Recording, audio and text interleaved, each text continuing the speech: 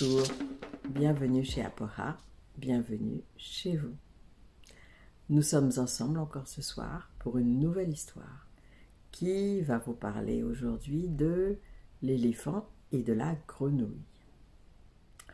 Voilà, il était une fois, dans un pays lointain, il y avait un éléphant et une grenouille qui étaient très amis.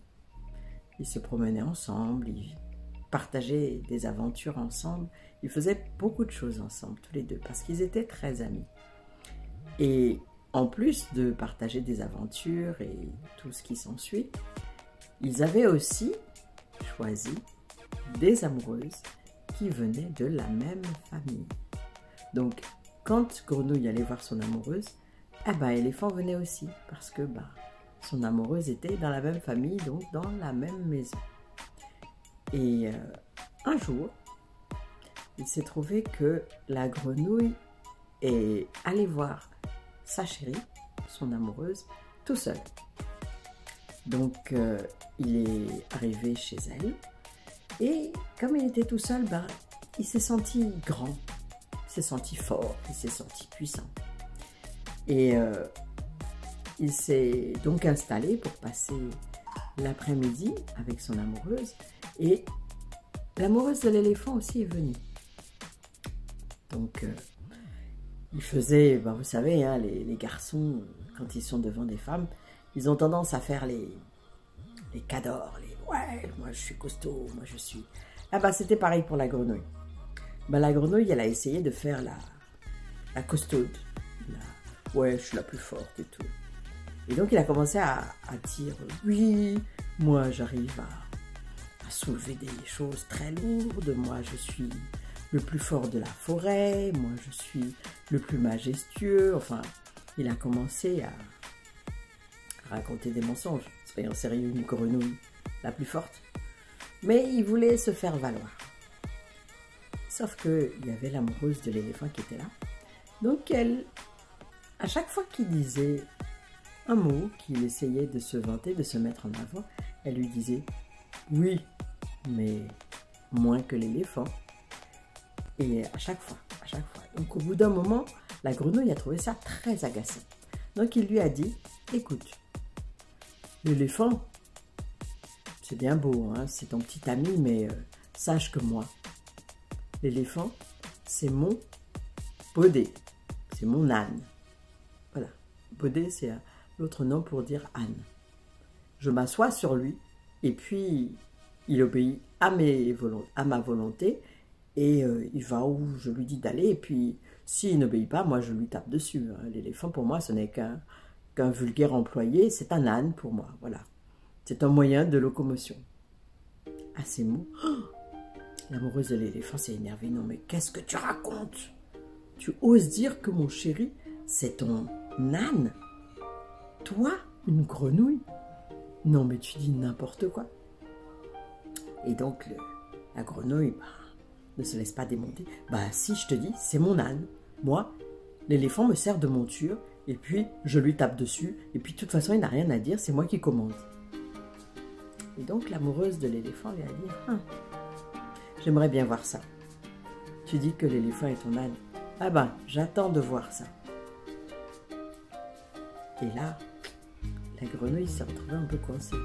Oui, bon, elle s'est vantée un peu beaucoup, mais voilà, il fallait prouver que ce qu'elle disait était vrai. Donc elle leur a dit, ok, ce que je vais faire, c'est que je vais aller voir l'éléphant, mon ami l'éléphant, et puis je reviendrai avec lui, et vous allez voir, vous verrez de vos yeux ce qui est vrai, ce qui ne l'est pas. Ceci étant dit, il s'est levé et il est parti. Il a sauté dans les buissons, dans la forêt. Une fois qu'il était hors de vue de ces belles dames, il a commencé à avoir un peu peur. Qu'est-ce que j'ai raconté comme ça? Comment je vais faire pour... Je peux pas passer pour un menteur devant ma chérie. Non, mais c'est pas possible. Ok, on va trouver quelque chose. Et donc, il va gaillardement voir son ami l'éléphant qui était beaucoup plus loin. Bonjour mon ami l'éléphant, comment ça va? Et patati et patata.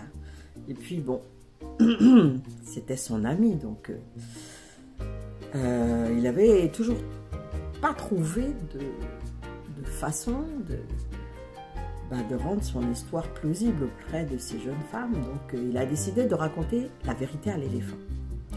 Donc il lui a dit, voilà, écoute, j'ai dit à ma petite amie et puis à la tienne que j'étais le plus fort et que voilà, que tu me servais de monture, de baudet.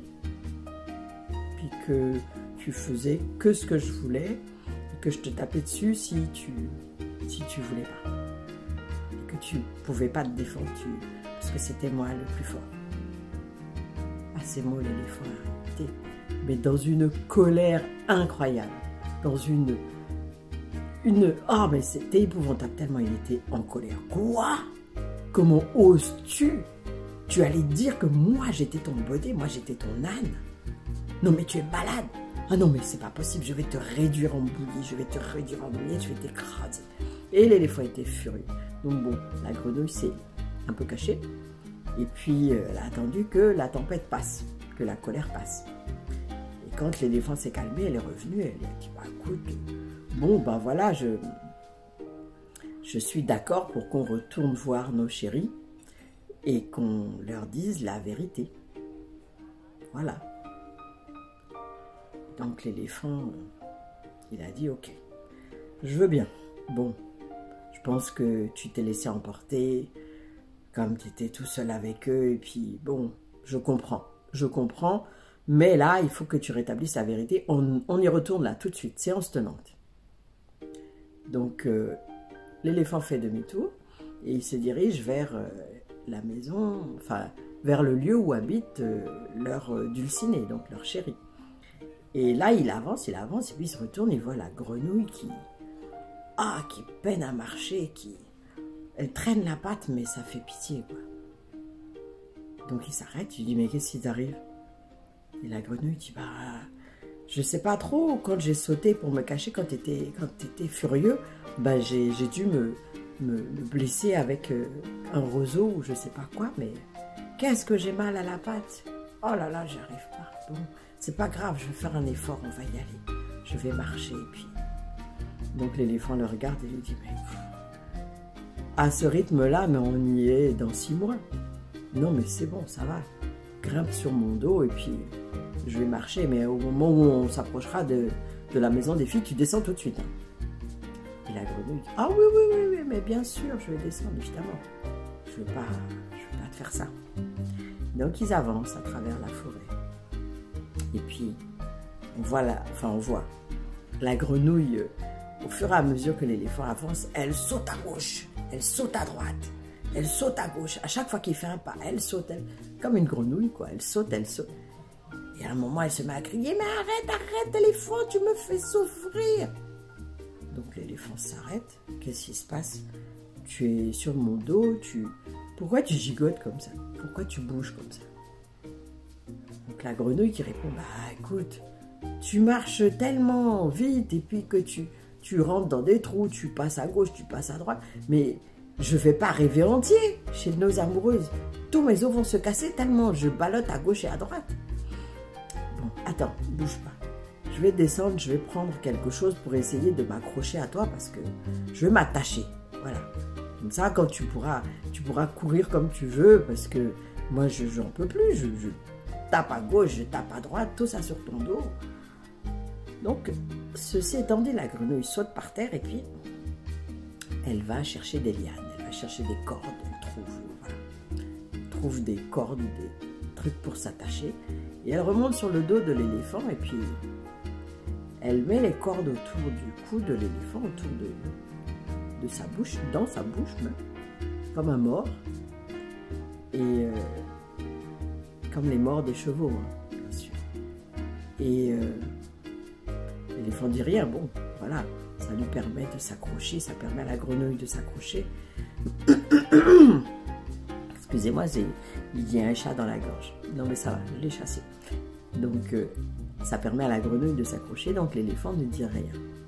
Ils avancent.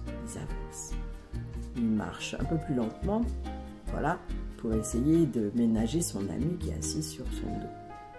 Et au bout d'un moment, on voit la grenouille qui s'agite encore, qui lance les bras en l'air à gauche. Ah, mais c'est moustique, mais c'est pas possible, ça. Ah, mais ça. Ah, c'est pas possible, au-dessus de ta tête. Mais il y en a plein, ils vont me manger, mais je vais pas arriver entier. Et elle se plaint, elle se plaint. Donc, au bout d'un moment, l'éléphant s'arrête. Qu'est-ce qu'il y a encore? Donc, la grenouille descend. Non, non, c'est rien de grave, mais là-haut, au-dessus, là, sur ta tête, j'ai un essaim de moustiques qui n'arrête pas de me piquer à gauche, à droite et tout. Mais c'est infernal. Attends.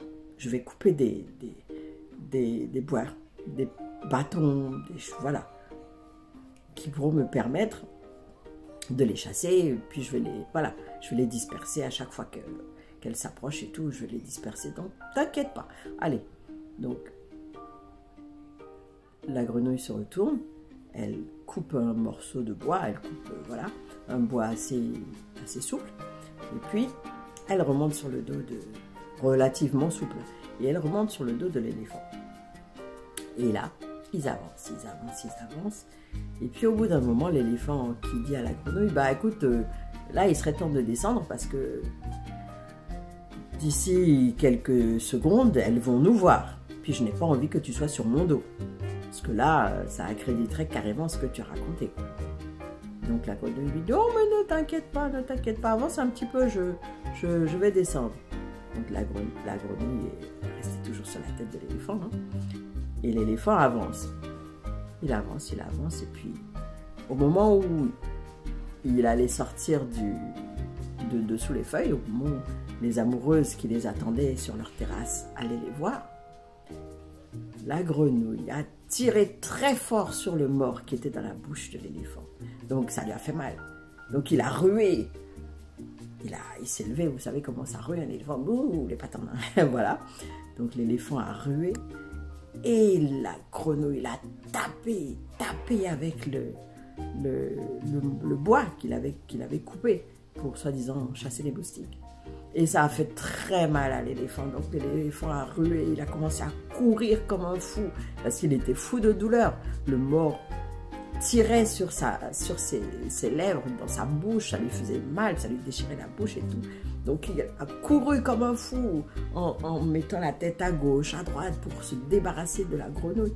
Et ce faisant, il courait et il est passé devant la maison des amoureuses. Et la grenouille qui continue à le taper de plus belle avec le morceau de bois. Et l'éléphant qui essaie de se débattre. Et donc les amoureuses les ont vues passer. Waouh! L'amoureuse de l'éléphant, elle était toute triste. C'est pas possible. Mon amoureux n'est qu'un baudet pour la grenouille, pour cette grenouille. Mais c'est pas possible. Elle était toute désolée, elle était toute déçue.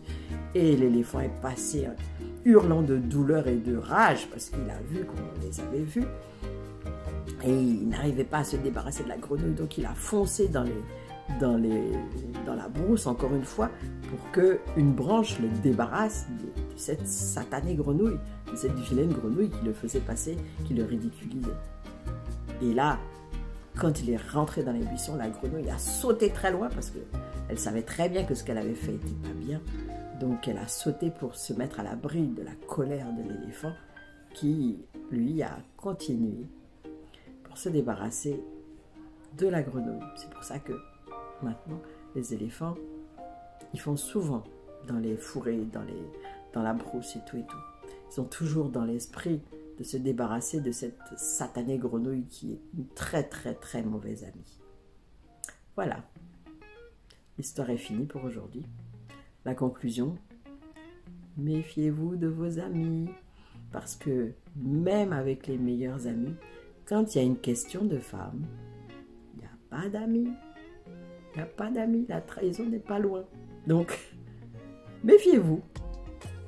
Essayez qu'il n'y ait jamais d'histoire de femme entre vos amis et vous. C'est la seule condition. C'est le gage de pérennité de l'amitié.